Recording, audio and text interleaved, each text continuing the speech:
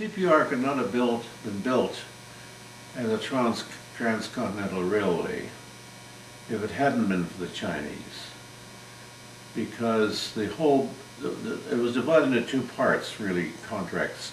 One part was built by the Canadian Pacific Railway Company, but the British Columbia part, which runs from the mountains to the ocean, was built on a contract by the government, which let a contract out to Andrew Onderdonk, who was an American contractor. It was he who brought in the Chinese. Onderdonk knew that if he's going to build a railway in Natal, he's going to have a lot of workers. And that's the reason the Chinese came to BC. They were brought over on contract, not by Onderdonk, but by Chinese contractors, about 1,000 at a time. A lot of Chinese were killed on the railway, but not so many as killed by that as were killed by scurvy. They ate a mixture of rice and a chopped up stale salmon. That was what they ate. It wasn't good for them. They didn't understand anything about nutrition in Canada, and they died. Quite a lot of them died from scurvy. Because they expected to stay only 2 or 3 months, or 2 or 3 years maybe. They didn't take on any of the dress or the style or the language or anything else of the people they were living with. They thought of themselves as visitors and permanent. Well, it became permanent in the end, of course, and that created quite a bit of tension. Well, there was always a head tax, but not too much during the building of the railway. Once the railway was over, it went up to $500 a person, and you couldn't afford. No Chinese could afford to get over here for that. The Chinese came when they could and sent the money back to their family, so there was no money stayed in Canada. It went back to the families in Guangzhou around there, in the whole Cantonese area.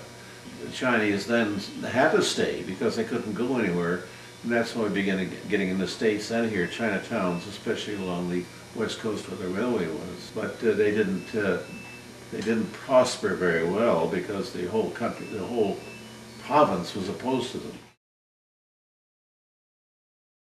Well, it meant the Chinese community is a community of men, of males. Very few women in the Chinese community. What they did for recreation, they never went anywhere else. They gambled. There was a great deal of gambling going on, but until the women could come out, it was very difficult for them, and it was a male society. It's fairly well known the Chinese built the western end of the railroad. I don't think the business of the racial attacks on them, but British Columbians are a little sensitive about that, and it should be, you know.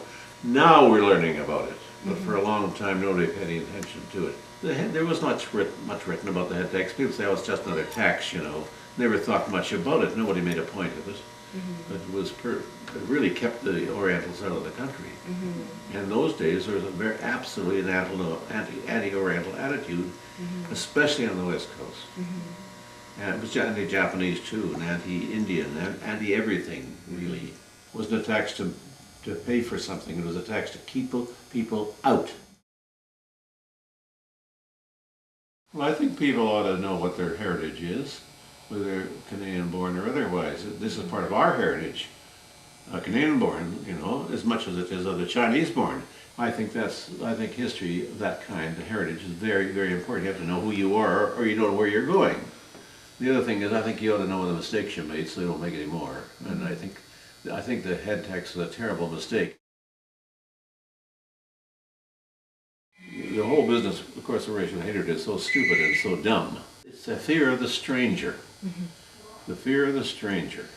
And the stranger is anybody who you don't know just arrived and is going to take your job. I think it's very difficult.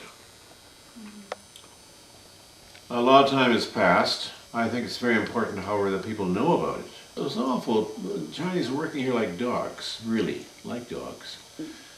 Supporting a wife and family that hadn't seen for years and sending all their money back and not having enough money for themselves or for their own education or for anything else. And they got in that habit, I think, until the law was changed. Paying out the money isn't the only important thing. The important thing is people know that's being done. And no, we recognize we made a mistake and understand that. And then you see it's different.